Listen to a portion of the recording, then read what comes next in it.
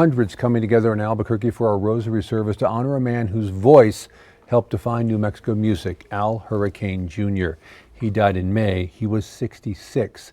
Tonight, just hours before he is laid to rest, we look back at his life, his music, and the impact he left behind. Leah Chavez spoke with some of those who knew him best, including his brother, about the man they loved and how they hope you will remember him as well.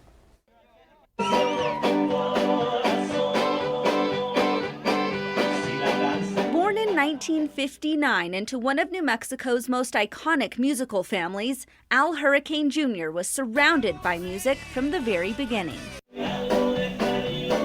He followed in the footsteps of his father, Al Hurricane, known to many as the godfather of New Mexico music. But Al Jr. didn't just carry the name, he made it his own. You know, when my dad passed away, I think he got a little worried. Would people accept him? And they embraced him even more. His voice became a staple at concerts, fiestas, and sporting events, and on radios across the Southwest.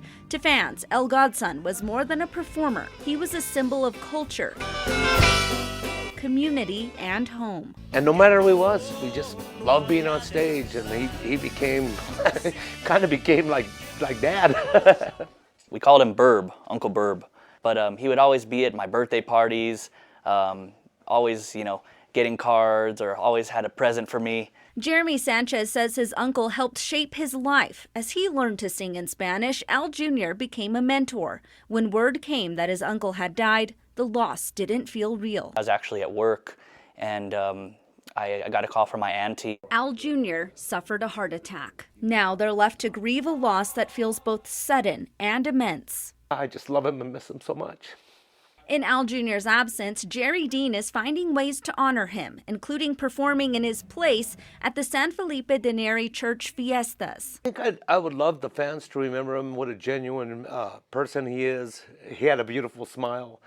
And while Al Hurricane Jr.'s passing marks the end of an era, his legacy will continue to echo across New Mexico and beyond. One thing about music is music lives on forever, and I think Al Hurricane Jr.'s music will live on forever. He lives on forever here in my heart. His music's going to live on forever, so if you want to keep his memory alive, just listen to the music. Leah Chavez, KOAT Action 7 News. A funeral mass for Al Hurricane Jr. is tomorrow at 11 at Queen of Heaven Catholic Church. The service is open to the public.